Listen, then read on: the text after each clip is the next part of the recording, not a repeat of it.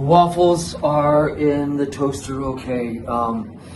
Kids laid out their clothes after the bath last night, and dryer's closed. Turn the dryer back on. Oh, find your son's AFO boots. Oh. What's your wife tell you not to forget?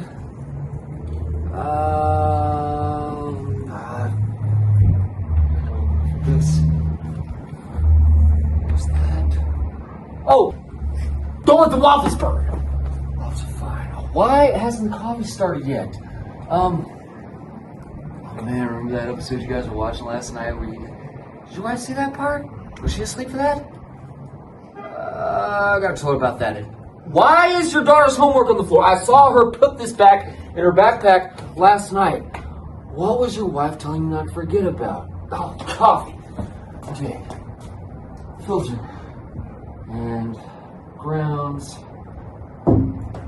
Water.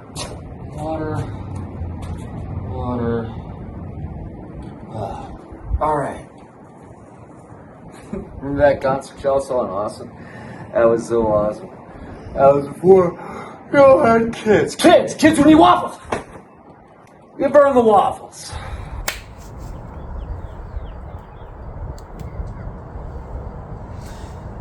How are we going to do all this parenting, this raising of small creatures, while also remembering to change your oil and filing your taxes and falling in love and getting married and moving to China and then surviving an epidemic, and now your two little kids snack bitch? They need every moment, and that's still not enough. A wise person once told me that you cannot spoil a kid with love, just materialism. That's what I gotta try again with the waffles, even though I already burned them. And I won't even forget the syrup. Lots of syrup that we take a look after for how much sugar is in each one, of course. And every morning, without fail, there is syrup everywhere, of course. It is all over the bed. If you let him have breakfast in bed, it is on the couch, enough to ruin the couch. My daughter will not get out of bed until after she has finished her breakfast, because she might get one drop of syrup on her shirt, which really tied her outfit together, dude. And especially the hair. Both of them. 2 days later, we're finding syrup in their little curls.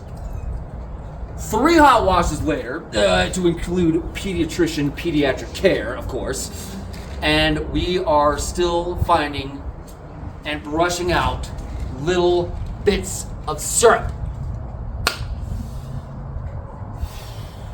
A month ago, my son had surgery on both of his legs. It was the 3rd surgery he's had in 4 years. He was born with arthrogryposis, stiffening of the muscles around the joints. He got lucky, as it only displayed on his club foot, although that carries further through the lower extremity of joints. He's casted on both of his legs, with a knee immobilizer, and a wheelchair for our convenience, and his mental health. Most of the time, he was sitting on the porch, doped up on Valium, watching cars go by. No! But it is not that country. His first surgery was a tendinotomy on the Achilles heel tendon. In Greek, arthrogryposis literally means the bending, curving of the joints.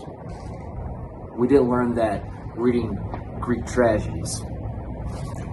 We learned that in a doctor's office. This isn't a role. This isn't a character that I'm playing on stage. Now, I have to break the 4th wall and accept accountability. There's no script or happily ever after. You only play the character in this story.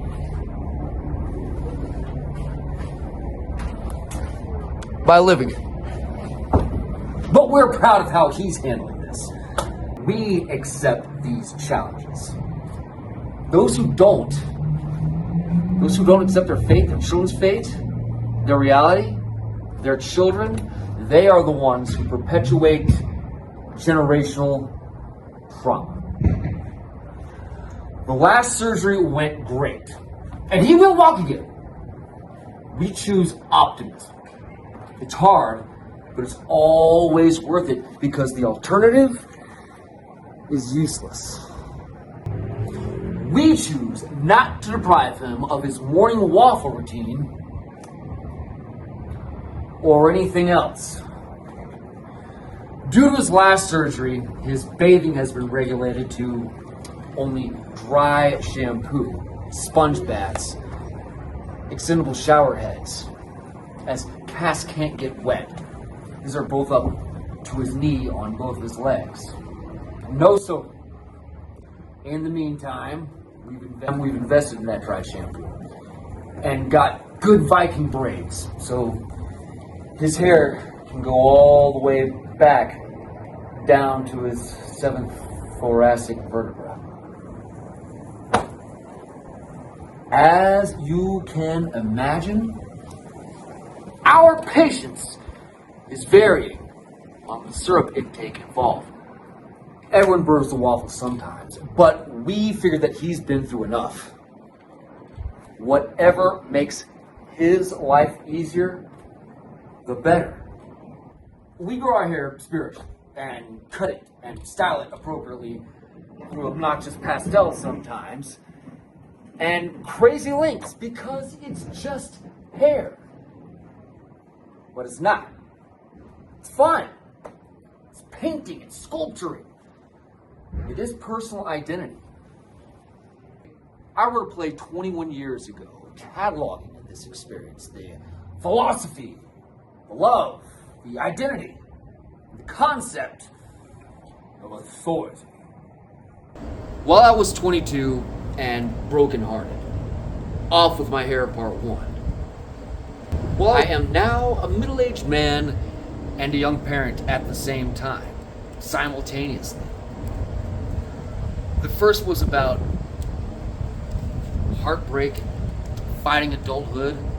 What long hair had always represented to me. The first reflected on my undergraduate years. As a theater student in a new town, and the impact of drugs and alcohol on me. It ends with me cutting off all my hair for shock value. In retrospect, I turned out to be a theater teacher and hated it. Now I focus on being a good authority, a good dad, a good example. Whereas part 1 established adults to be the enemies, now I can certainly see that children are the enemies. It turns out that there's a whole bunch of responsibilities for adults. I'm just still waiting for recess, finally realizing that the curtain is never gonna fall. As the doctor is telling us our son will need another surgery, while my wife is crying right here. Bilateral rotational osteotomy. It sounds so fancy, so intense. It's because it is. The femur is the biggest, strongest bone in the body. To slice it down, turn it, and restore its integrity with pediatric-sized hardware will compromise function significantly. The same procedure was performed on the most distal portion of the lower extremity as well. This is essential for proper movement in the sagittal plane. In order to utilize correct physiology of the glutes and quads, orthopedics had to endorse dorsiflexion in the first surgery and pronation of the foot with the second. Without hip retroversion, which is surprising since he was born in lotus position, tibial torsion was noticed as well, as a bit of twisting in the femur. They would have to cut the bone. Surgeons love to do surgery. So we paced in the waiting room. Again. The first time, I idiotically thought that I would be in the sterile environment with my 3-month-old in the middle of COVID. The second, I didn't realize I would be staying the night. My mental state was fucked.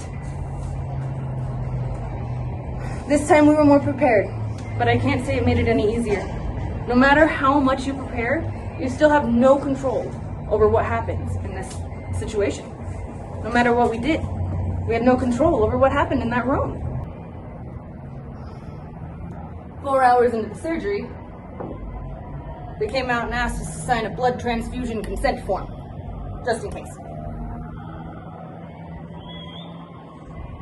It's hard for him to understand why no one else has to wear boots at night, why he still always hold his bike up, why Easter egg hunts are never in his favor. It's hard for him to understand this immobility after being encouraged to kick soccer balls and climb stairs for the slides and do yoga every day just to recline for 6 weeks straight. But recovery is always harder than the surgery itself. He won't waddle like a penguin anymore, nor will he have the glutes of an ape due to the lateral rotation being fixed. He will know love. He will know that we know that he deserves an amazing quality of life. This is ethics, responsibility, humanity. Every parent feels that, even without pacing in the waiting room. This is trying to prevent new traumas while also healing our past ones in order to not pass it on. If we can handle that, we may have world peace in a few generations. This is being there for them. They need it.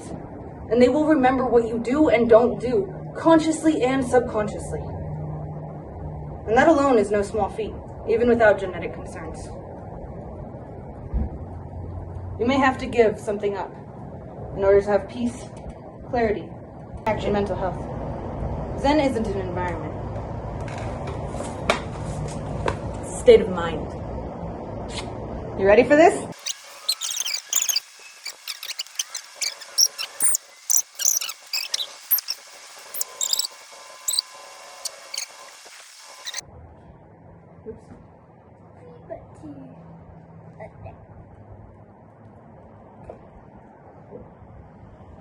Action!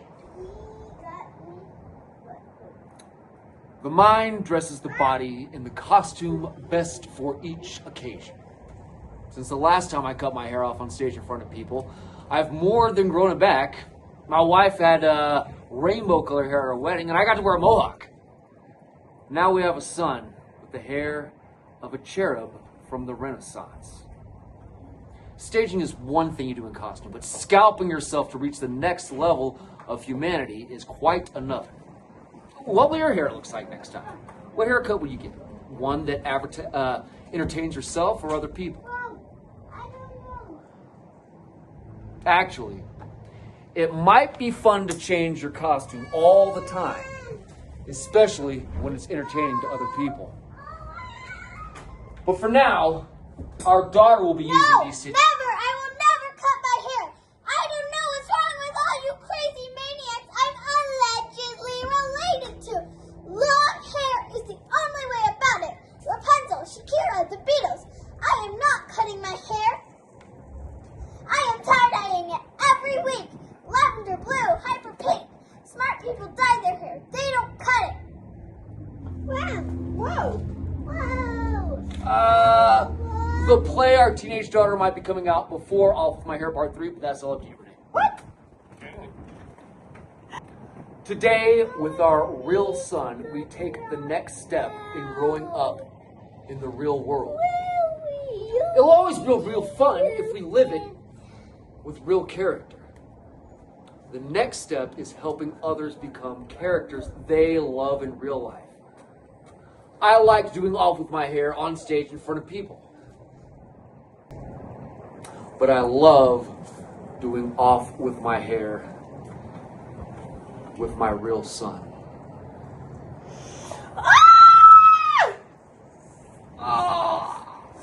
Look, his beautiful curl! You got a haircut! Can you say off with my hair? Off with my hair. Say, Can you to your front and center, monkey. But I feel